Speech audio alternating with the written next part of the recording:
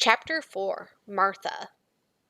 When she opened her eyes in the morning, it was because a young housemaid had come into her room to light the fire and was kneeling on the hearth rug, raking out the cinders noisily. Mary lay and watched her for a few moments, and then began to look around the room. She had never seen a room at all like it, and thought it was curious and gloomy. The walls were covered with tapestry with a forest scene embroidered on it. There were fantastically dressed people under the trees, and in the distance there was a glimpse of the turrets of a castle. There were hunters and horses and dogs and ladies. Mary felt as if she were in the forest with them. Out of a deep window she could see a great climbing stretch of land, which seemed to have no trees on it, and to look rather like an endless, dull, purplish sea. "What is that?" she said, pointing out the window. Martha, the young housemaid, who had just risen to her feet, looked and pointed also. "That there?" she said. "Yes, that's the moor," with a good-natured grin.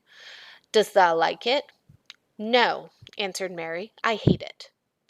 "That's because thou art used to it," Martha said, going back to her hearth. "Thou thinks it's too big and bare now, but thou will like it." "Do you?" inquired Mary. "Aye, I do," answered Martha, cheerfully polishing away at the grate. "I just love it. It's none bare. It's covered with growing things as smells sweet. It's fair, lovely in spring and summer when the horses and broom and heathers in flower. It smells of honey, and there's such a lot of fresh air, and the sky's looking so high, and the bees and skylarks make such a nice noise hummin' and singing. Ah, I wouldn't live away from the moor for anything." Mary listened to her with a grave, puzzled expression. The native servants she had been used to in India were not in the least like this. They were obsequious and servile, and did not presume to talk to their masters as if they were their equals. They made salams and called them protector of the poor, and names of that sort. Indian servants were commanded to do things not asked. It was not the custom to say please and thank you, and Mary had always slapped her Ayah in the face when she was angry. She wondered a little what this girl would do if one slapped her in the face. She was a round, rosy, good-natured looking creature, but she had a sturdy way which made Mistress Mary wonder if she might not even slap back, if the person who slapped her was only a little girl. "You are a strange servant," she said from her pillows, rather haughtily.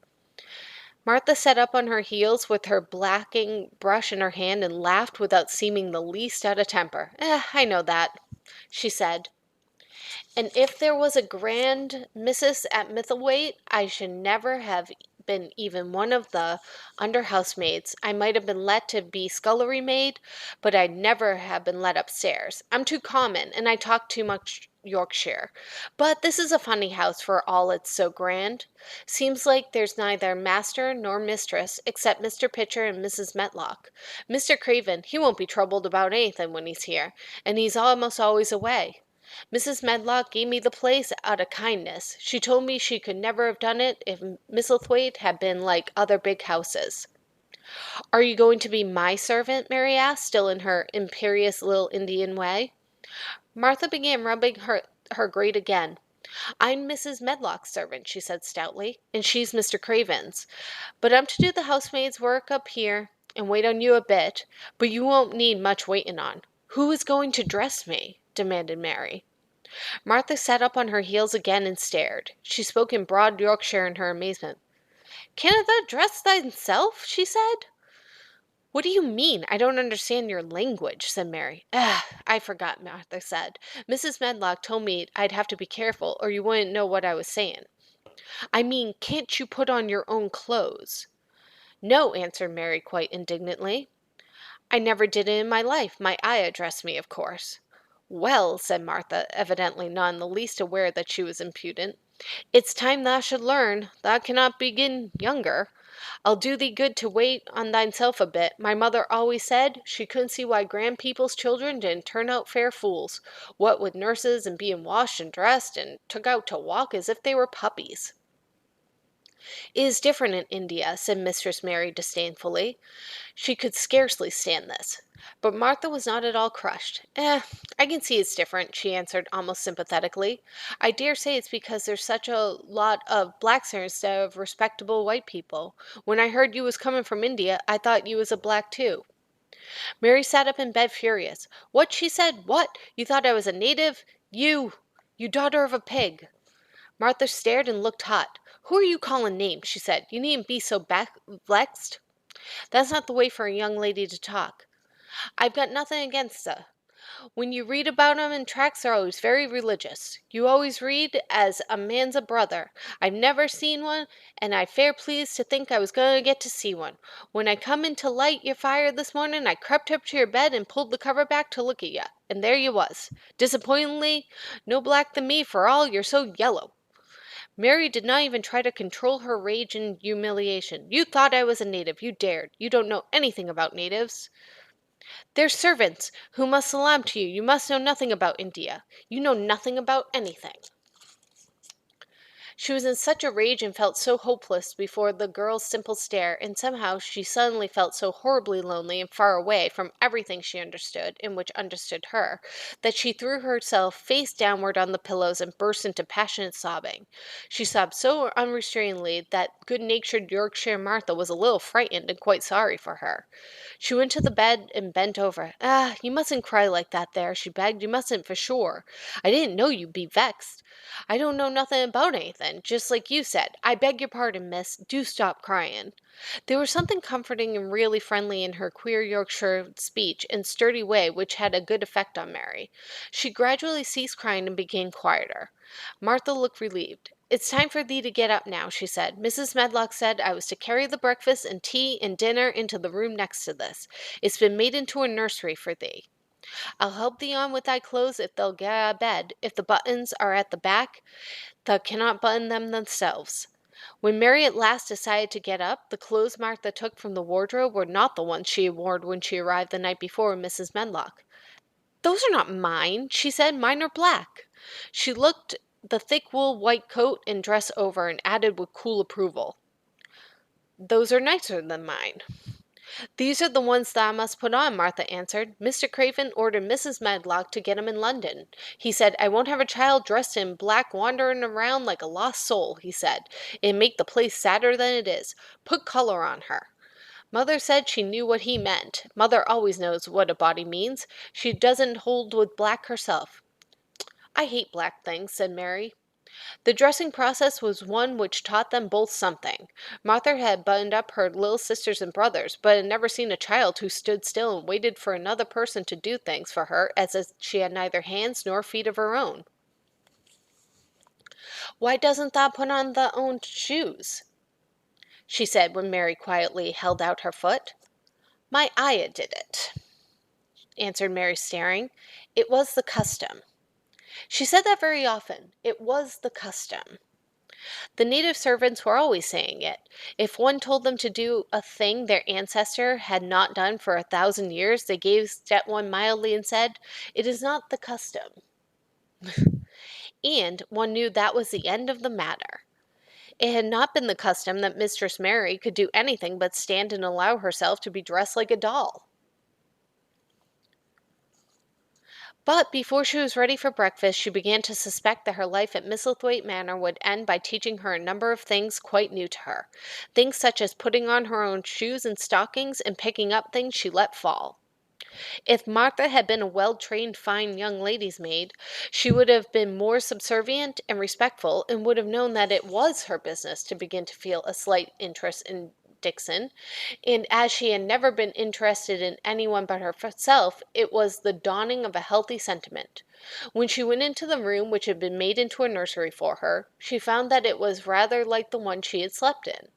It was not a child's room, but a grown-up person's room, with gloomy old pictures on the walls and heavy old oak chairs. A table in the center was set with a good substantial breakfast. But she had always had a very small appetite, and she looked like something more than indifference at the first plate Martha set before her. "I don't want it," she said. "Thou doesn't want thy porridge?" Martha exclaimed incredulously. "No." "Thou doesn't know how good it is. Put a bit of treacle on or a bit of sugar." "I don't want it," repeated Mary. "Ugh," said Martha, "I can't abide to see good victuals go to waste. If our children was at this table, they'd clean it bare in 5 minutes." "Why?" asked Mary repeatedly.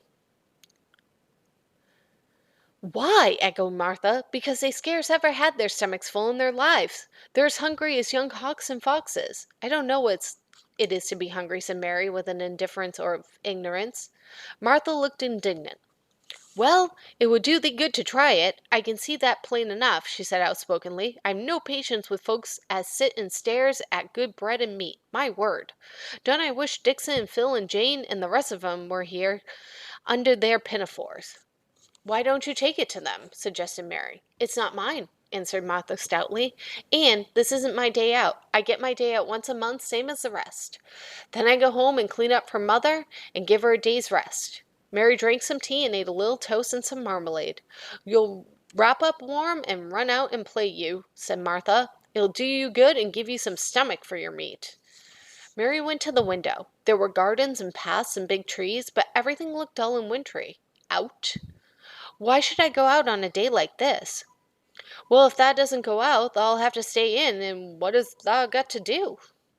Mary glanced about her. There was nothing to do. When Mrs. Medlock had prepared the nursery, she had not thought of amusement. Perhaps it would be better to go out and see what the gardens were like. Who will go with me? She inquired. Martha stared. You'll go by yourself, she answered. You'll have to learn to play like the other children does when they haven't got sisters and brothers. Our Dixon goes off on the moor by himself and plays for hours. That's how he made friends with the pony. He's got sheeps on the moor that know him, and birds as come and eats out of his hand. However little there is to eat, he always saves a bit of bread to coax his pets. It was really this mention of Dixon which made Mary decide to go out, though she was not aware of it. There would be birds outside, though there would not be ponies or sheep. They would be different from the birds in India, and it might amuse her to look at them. Martha found her coat and hat for her, and a pair of stout little boots, and she showed her her way downstairs. If thou goes round that way, thou'll come up to the garden, she said, pointing to a gate in a wall of shrubbery. There's lots of flowers in summer-time, but there's nothing bloomin' now. She seemed to hesitate a second before she added, One of the gardens is locked up. No one has been in it for 10 years. Why? Asked Mary in spite of herself. Here was another locked door that added to the hundred in the strange house. Mr. Craven had it shut when his wife died so sudden. He wouldn't let no one go inside. It was her garden. He locked the door and dug a hole and buried the key. There's Mrs. Medlock's bell ringing. I must run. After she was gone, Mary turned down the walk which led to the garden in the door in the shrubbery. She could not help thinking about the garden which no one had been in for 10 years. She wondered what it would look like, and whether there were any flowers still alive in it. When she had passed through the shrubbery gate, she found herself in great gardens with wide lawns and winding walks with clipped borders.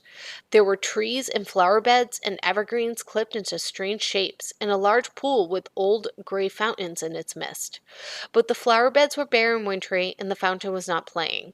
This was not the garden which was shut up. How could a garden be shut up? You could always walk into a garden. She was just thinking this when she saw that at the end of the path she was following there seemed to be a long wall with ivy growing over it. She was not familiar enough with England to know that she was coming upon the kitchen gardens where the vegetables and fruits were growing. She went towards the wall and found that there was a green door in the ivy and that it stood open. This was not the closed garden, evidently, and she could go in it. She went through the door and found that it was a garden with walls all around it, and that was only one of several walled gardens which seemed to open into one another. She saw another open green door, revealing bushes and pathways between beds containing winter vegetables. Fruit trees were trained flat against the wall, and over some of the beds there were glass frames. The place was bare and ugly enough, Mary thought as she stood and stared about her. It might be nicer in summer when things were green, but there was nothing pretty about it now. Presently an old man with a spade over his shoulder walked through the door leaning from the second garden. He looked startled when he saw Mary, and then touched his cap.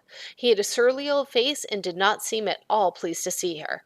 But then she was displeased with this garden and wore quite contrary expression, and certainly did not seem at all pleased to see him. What is this place? She asked. One of the kitchen gardens, he answered. What is that? Said Mary, pointing towards the other green door. Another of 'em shortly. There's another on the side of the wall, and there's the orchard over that side of that. Can I go in them? Asked Mary. If thou likes, but there's naught to see. Mary made no response. She went down the path and through the second green door. There she found more walls and winter vegetables and glass frames, but in the second wall there was another green door and it was not open. Perhaps it led into the garden which no one had seen for 10 years. As she was not at all a timid child and always did what she wanted to do, Mary went to the green door and turned the handle. She hoped the door would not open, because she wanted to be sure she had found the mysterious garden. But it did open quite easily, and she walked through it and found herself in an orchard. There were walls all around it also, and trees trained against them, and there were bare fruit trees growing in the winter brown grass, but there was no green door to be seen anywhere. Mary looked for it, and yet when she had entered the upper end of the garden, she had noticed that the wall did not seem to end with the orchard, but it extended beyond it as if it were enclosed a place at the other side. She could see the tops of trees above the wall, and when she stood still, she saw a bird with a bright red breast sitting on the topmost branch of one of them, and suddenly he burst into his winter song, almost as if he had caught sight of her and was calling to her. She stopped and listened to him, and somehow his cheerful, friendly little whistle gave her a pleased feeling. Even a disagreeable little girl may be lonely, and the big closed house and big bare moor and big bare gardens had made this one feel as if there was no one left in the world but herself. If she had been an affectionate child who had been used to being loved, she would have broken her heart. But even though she was Mistress Mary quite contrary, she was desolate, and the bright breasted little bird brought a look into her sour little face which was almost a smile. She listened to him until he flew away. He was not like an Indian bird, and she liked him, and wondered if she should ever see him again. Perhaps he lived in the mysterious garden and knew all about it. Perhaps it was because she had nothing whatever to do that she thought so much of the deserted garden. She was curious about it and wanted to see what it was like. Why had Mr. Archibald Craven buried the key? If he had liked his wife so much, why did he hate her garden? She wondered if she should ever see him, but she knew that if she did, and she should not like him, and he would not like her, and that she should only stand and stare at him and say nothing, though she should be wanting dreadfully to ask him why he had done such a queer thing. People never like me, and I never like people, she thought, and I never can talk as the Crawford children could. They were always talking and laughing and making noises. She thought of the robin on the way. He seemed to sing his song at her, and she remembered the tree-top he perched on as she stopped rather suddenly on the path. I believe that tree was in the secret garden. I feel sure it was, she said. There was a wall around the place, and there was no door. She walked back into the first kitchen garden she had entered and found the old man digging there. She went and stood beside him and watched him a few moments in her cold little way. He took no notice of her, and so at last she spoke to him. I have been in the other garden, she said. There was nothing to prevent thee, he answered crustily. I went into the orchard. There was no dog at the door to bite thee, he answered. There was no door there into the other garden, said Mary. What garden? He said in a rough voice, stopping his digging for a moment. The one on the other side of the wall, answered Mistress Mary. There were trees there. I saw the tops of them. A bird with a red breast was singing on one of them, and he sang. To her surprise, the surly old weather-beaten face actually changed its expression. A slow smile spread over it, and the gardener looked quite different. It made her think that it was curious how much nicer a person could look when he smiled. She had not thought of it before. He turned about to the orchard side of his garden and began to whistle. A low, soft whistle. She could not understand how such a surly man could make such a coaxing sound. Almost the next moment a wonderful thing happened. She heard a soft little rushing flight through the air, and it was a bird with the red breast flying to them, and he actually alighted on the big clod of earth right near the gardener's foot. Here he is, chuckled the old man, and then he spoke to the bird as if he were speaking to the child. Where's thou been, thou cheeky little beggar? He said. I've not seen thee before to-day. Has thou begun the courtin' this early in the season? Thou'rt too fur 'ard. The bird put his tiny head on one side and looked up at him with his soft bright eyes, which was like a black dewdrop. He seemed quite familiar and not the least afraid. He hopped about and pecked the earth briskly, looking for seeds and insects. It actually gave Mary a queer feeling in her heart, because he was so pretty and cheerful and seemed so like a person. He had a tiny plump body and a delicate beak and slender delicate legs. Will he always come when you call him? She asked almost in a whisper. Aye, that he will. I've known him ever since he was a fledgling. He came out of the nest in the other garden, and when he first flew over the wall, he was too weak to fly back for a few days, and we got friendly. When he went over the wall again, the rest of the brood was gone, and he was lonely, and he came back to me." "What kind of a bird is he?" Mary asked. "Doesn't thou know? He's a robin redbreast, and they're the friendliest, curiousest birds alive. They're almost as friendly as dogs, if you know how to get on with 'em. Watch him pecking about there, and looking round at us now and again. He knows we're talking about him." It was the queerest thing in the world to see the old fellow. He looked at the plump little scarlet waistcoat bird as if he were both proud and fond of him. "He's a conceited one," he chuckled. "He likes to hear folks talk about him. And curious, bless me! There never was like him for curiosity and meddlin'. He's always comin' to see what I'm plantin'. He knows all the things Mr. Craven never troubles himself to find out. He's the head gardener, he is." The robin hopped about, busily pecking the soil, and now and then stooped and looked at them a little.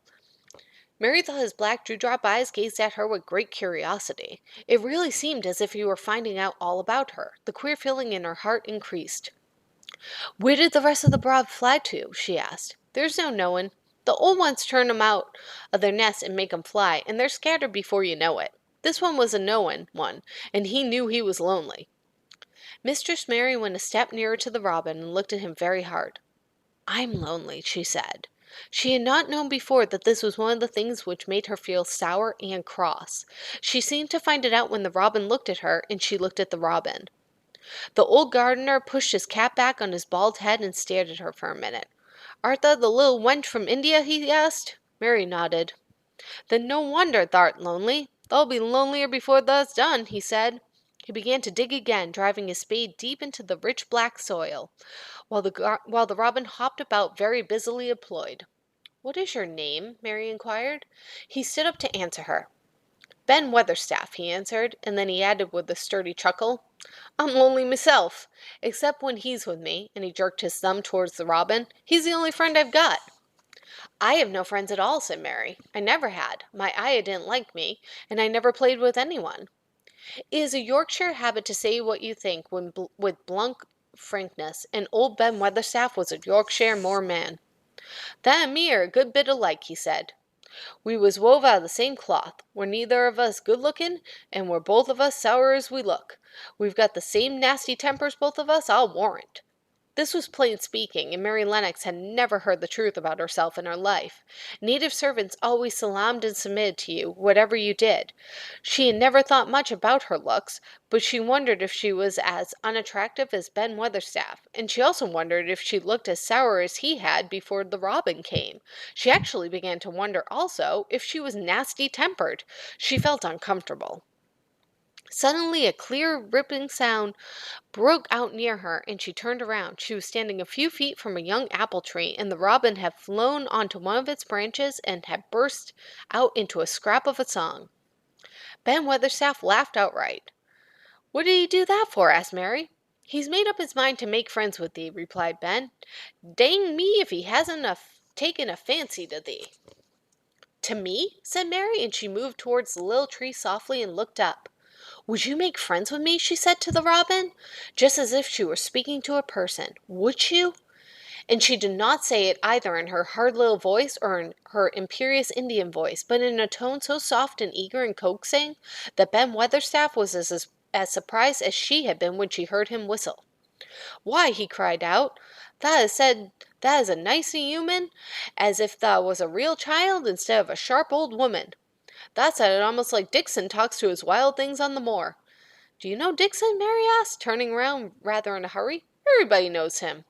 Dixon's wandering about everywhere. The very blackberries and heather bells know him. I warrant the foxes show him where their cubs lie, and the skylarks doesn't hide their nests from him." Mary would have liked to ask some more questions. She was almost as curious about Dixon as she was about the deserted garden. But just at that moment the robin, who had ended his song, gave a little shake of his wings, spread them, and flew away. He had made his visit and had other things to do. "He has flown over the wall," Mary cried out, watching him. "He has flown into the orchard. He has flown across the other wall and into the garden where there is no door." "He lives there," said old Ben. "He came out of the egg there. If he's courting, he's making up some young madam of a robin that lives among those old rose trees there." "Rose trees," said Mary. "Are there rose trees?" Ben Weatherstaff took up his spade again and began to dig. "There was 10 years ago," he mumbled. "I should like to see them," said Mary. "Where is the green door? There must be a door somewhere." Ben drove his spade deep and looked as unaccompaniable as he had looked when she first saw him. "There was a door 10 years ago, but there isn't now," he said. "No door?" cried Mary. "There must be." "None as anyone can find, and none as is anyone's business. Don't be a meddlesome wench and poke your nose where it's no cause to go. Here I must go on my work. Get you gone and play you. I've no more time." And he actually stopped digging, threw his spade over his shoulder, and walked off without even a glance at her or saying good-bye.